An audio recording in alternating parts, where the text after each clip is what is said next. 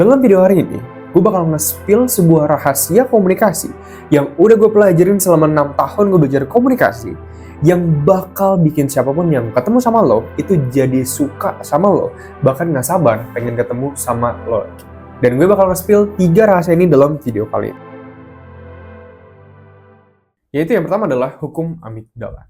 Hukum amigdala itu pada dasarnya menjelaskan bahwa siapapun orang yang ada di depan lo itu dipengaruhi oleh hukum ini. Jadi kayak semua manusia pasti dipengaruhi oleh hukum amigdala. Hukum amigdala itu menjelaskan bahwa otak manusia itu kan ada banyak tuh ya, kan ada prefrontal cortex, ada juga otak bagian tengah, ada juga otak bagian belakang, dan otak bagian bawah. Nah, otak manusia itu ada bagian yang disebut sebagai amigdala. Bang, apa sih fungsi dari otak amigdala ini? Oke, fungsi dari otak bagian dalam amigdala ini itu adalah untuk mengenali orang yang di depan lo itu sebagai lawan atau sebagai kawan lo. Terus kayak, bang, emang kenapa pentingnya lawan atau kawan itu, emang relevansinya itu apa gitu loh? Kayak gini ya. Ketika otak lo mengenali orang yang di depan lo sebagai lawan, maka orang tersebut itu bakal lo klasifikasikan sebagai musuh lo. Jadi lo nggak bakal pernah dekat sama orang tersebut. Nah, kalau orang tersebut diklasifikasikan sebagai kawan lo, maka otak lo bakal menganggap dia sebagai teman lo. Jadi lo bisa dekat sama dia. Nah, yang menjadi fatal adalah hal ini tuh terjadi secara tidak sadar. Jadi otak lo, amigdala lo, itu nggak bisa lo kontrol secara tidak sadar.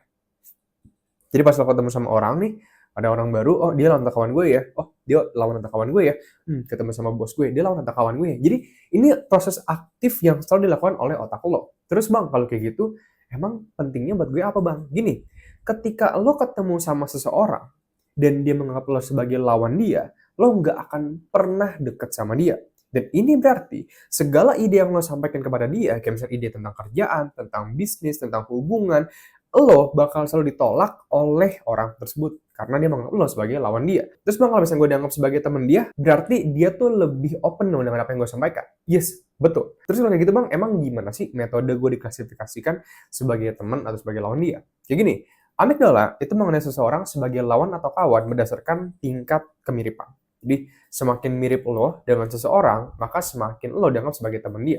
Semakin nggak mirip lo dengan seseorang, lo bakal dianggap sebagai musuh dia. Nah, tingkat kemiripan inilah yang bisa kita gunakan dalam amigdala. Berarti semakin mirip lo dengan seseorang, maka lo semakin dianggap sebagai teman dia. Semakin mirip lo dengan seseorang, maka semakin lo lebih diterima oleh dia, didengarkan oleh dia, dipahami oleh dia, dan dihargai oleh dia. Bang, kemiripan itu maksudnya gimana? Karena kan misalkan gue sama teman gue, itu kan ada perbedaan. Kayak dia suka boxing, gue gak suka boxing. Dia suka bola, gue gak suka bola. Nah, pas gue ketemu, gue harus ngapain? Oke. Untuk nerapin amigdala, ketika lo bertemu sama seseorang, yang bisa lo lakuin adalah lo membicarakan topik yang cuma dia sukain. Dan lo juga suka. Misalkan, kayak lo ketemu sama seseorang, dan lo tahu nih, wah, dia kayaknya suka sama Korea drama deh. Tapi gue gak suka Korea drama. Tapi pas lo ajak dia ngobrol, oh, dia suka bisnis deh. Wah, lo juga suka bisnis. Nah, lo bisa bicarakan topik mengenai bisnis. Dan itu udah banyak banget topik yang bisa lo bicarakan dalam dunia bisnis. Kayak tentang customer relationship management, atau mungkin digital marketing, social media marketing, product development, atau mungkin business plan-nya. Jadi, lo bisa bicarakan segala hal mengenai bisnis. Kayak misalkan nanya opini dia, pengalaman dia, bisnis dia sendiri, dan gimana pendapat dia. Ini, itu bakal bikin orang di depan lo, amigdalanya, berpikir bahwa lo adalah teman dia, bukan lawan dia. Ini yang pertama, itu adalah hukum dari amigdala. Yang kedua, itu adalah psikologi suka dari Cialdini Principle. Kalau misalkan lo sering bertanya kayak, apa sih hal yang bakal bikin gue disukain sama semua orang? Well, jawabannya adalah lo bisa nerapin hal yang disebut sebagai Cialdini Principle. Pertama, apa itu Cialdini Principle? Dan yang kedua, gimana cara gue nerapin Cialdini Principle ini? Cialdini Principle itu menjelaskan bahwa ada beberapa hal yang secara psikologi bakal menghipnotis seseorang untuk suka sama lo. Jadi, orang bakal suka sama lo karena hal ini. Nah, hal ini itu terdiri dari 3 hal. Satu, orang bakal suka sama lo kalau lo tampan atau cantik. Kedua, orang bakal suka sama lo kalau lo mirip dengan mereka. Ini gue gak bakal jelasin karena mirip dengan yang amigdala. Yang ketiga, orang bakal suka sama lo kalau lo memuji mereka. Komplimen. Kayak ini 3 hal yang bakal bikin orang jadi suka sama lo secara psikologi. Gue bakal mulai dengan pertama, yaitu adalah attractiveness. Nah, yang gue maksudin dengan atraktif adalah bukan lo harus jadi artis Korea atau artis barat yang kayak ganteng banget kayak Leonardo DiCaprio gitu kan. Tapi yang gue maksud adalah semakin lo menjadi pribadi yang lebih menarik secara visual, ini berarti lo bisa memperbaiki cara lo berbicara, cara lo menyampaikan kata-kata, cara lo bertutur kata, cara lo membawa diri lo, kayak postur tubuh lo, pakaian lo, parfum tubuh lo, jadi wangi-wangian tubuh yang lo keluarkan gitu kan, bau ketek atau enggak gitu kan. Atau misalkan kayak dari cara lo tuh, let's say berdiri deh, lo berjalan aja, itu kan penampilan lo. Nah, ini yang gue maksudin dengan tingkat attractiveness. Orang yang menarik secara visual atau penampilan, bukan berarti mukanya itu tampan. Enggak. Tapi lebih ke arah gimana lo bisa membawa diri lo. Dan ini 3 hal yang gue rekomendasikan untuk lo asah. 1, pastikan muka lo fresh. Yes, kayak lo cuci muka lah, mandi lah segala macam.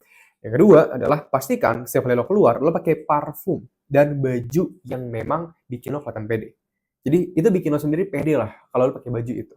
Nah, ini berarti lo bisa pakai baju, kalau gue pribadi, gue lebih suka pakai baju yang simple, yang memang gue bikin gue tuh suka kalau gue pakai baju itu, dan gue merasa pede, dan pas gue ngeliat diri gue di cermin, gue suka sama apa yang gue lihat. Jadi karena gue suka sama apa yang gue lihat di cermin, gue bakal pede pas gue jalan keluar dari rumah gue, dan karena orang lihat gue pede, mereka bakal ngerasa gue pede, dan mereka lebih nyaman ngobrol sama gue. Itu basically adalah loop dari confidence loop, atau sebuah lingkaran dari tingkat percaya diri. Jadi kayak lo nggak bisa bilang ke diri lo, oh gue mau pede dan gue bakal jadi pede. Enggak, kayak untuk lo bisa pede, lo perlu bukti yang menunjukkan bahwa emang lo itu pede. Bukti ini bisa didapetin dengan cara lo suka ngelihat apa yang lo lihat di kaca. Yang ketiga adalah cara lo berbicara. Nah, cara lo berkomunikasi, seperti kata-kata yang keluar dari mulut lo, terstruktur atau enggak, terus juga lo menggunakan kata pengisi atau enggak, dan gerakan tangan lo ketika lo berbicara, semua hal ini bakal menunjukkan lo tipe orang yang lebih percaya diri daripada orang yang enggak menggunakan hal-hal tersebut. Nah, ini 3 hal yang bakal meningkatkan rating attractiveness lo dari mungkin misalkan awalnya 7 jadi 8. Yang awal 8 jadi 9. Intinya lo menjadi pribadi yang jauh lebih menarik, lebih pede, dan lebih oke lah daripada versi lo yang sebelumnya. Secara psikologi, ini bakal bikin orang lebih suka sama lo. Yang ketiga, itu adalah hukum dari timbal balik. Bang, apa sih hukum timbal balik ini? Gini, hukum timbal balik itu pada dasarnya menjelaskan bahwa semua manusia itu pasti memiliki hutang budi kepada seseorang. Kayak semua hubungan bisa kebentuk karena ya memang ada hutang budi dalam hal tersebut. Bang, maksudnya ini tuh gimana dan gimana sistemnya, terus gimana cara gue memarketkan hal ini untuk bikin orang jadi suka sama gue. Ketika misalkan lo ketemu sama seseorang dan lo ngebantu mereka, entah kayak misalkan ngerjain tugas mereka, bareng-bareng lo bantuin mereka nih. Atau mungkin mereka lagi ada bisnis, lo ngasih mereka sebuah service free lah dari agensi lo misalkan. Nah, hal-hal ini betul bakal bikin orang yang di depan lo yang lo bantu itu merasa, oh gue ada hutang budi sama orang tersebut. Dan ini yang gue maksudin dengan hukum timbal balik dari konsep psikologinya Robert Cialdini. Itu adalah ketika lo menciptakan hutang budi kepada orang lain, mereka bakal cenderung lebih ingin membantu lo. Kalau misalnya lo pernah dengar pepatah dari membantu tanpa pamrih atau meminta imbalan, emang bisa membantu dengan meminta imbalan? Ya bisa aja. Kayak misalnya, gue bantuin ini tapi lo bayar gue ya. Bukan kayak gitu.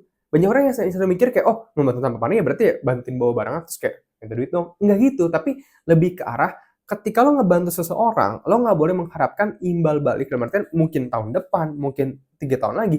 Karena pada dasar adalah ketika lo membantu seseorang, mereka bakal punya kecenderungan untuk membantu lo balik. Terlepas dari lo minta mereka atau enggak, intinya mereka bakal punya hutang budi kepada lo. So, yang dari sini kita bisa tarik adalah, gue nggak ngajarin lo buat untuk lo tuh ngebantu orang demi bisa bikin mereka tuh ngasih imbalan balik ke lo. Bukan. Tapi lo harus punya kebiasaan untuk sering membantu orang. Karena ketika lo ngebantu, give kepada siapapun, membantu mensupport mereka, mendengarkan mereka, membantu bisnis mereka, usaha mereka, dan lo nggak mengharapkan apapun, mereka secara pasif bakal menerima hukum timbal balik yang bikin mereka lebih ingin menolong atau membantu lo kembali. Nah, ini disebut sebagai hukum timbal balik. Jadi kalau misalnya lo pengen punya banyak teman, disukai sama siapapun, selalu punya kebiasaan untuk membantu orang, apapun yang mereka butuhkan, baik secara fisikal, emosional, ataupun support, intinya yang lo bisa kasih mereka, dan nggak terlalu membebani lo harus membiasakan untuk memberikan mindset dari tolong, atau bantu. Nah, kalau misalkan lo pengen belajar lebih lanjut tentang hal-hal seperti ini dalam dunia komunikasi, lo juga bisa ikut aja program gue di stanleyacademy.com. Di sana lo bakal bisa belajar cara bisa berkomunikasi tanpa rasa gugup, gagap, belibet. Bahkan bisa nguasain skill komunikasi yang jauh lebih rumit, kayak berretorika, berargumen, bikin siapa bilang iya yang lo minta, nerapin karisma yang bakal bikin lo jadi magnet manusia, dan masih banyak banget lainnya. Di sana kita udah ngebantu 1.000 orang lebih masa skill komunikasi mereka dalam 30 hari doang. Dan jika dalam 30 hari ini lo ngalamin perubahan apapun dalam kehidupan komunikasi lo, uang lo bakal kita refund 100%.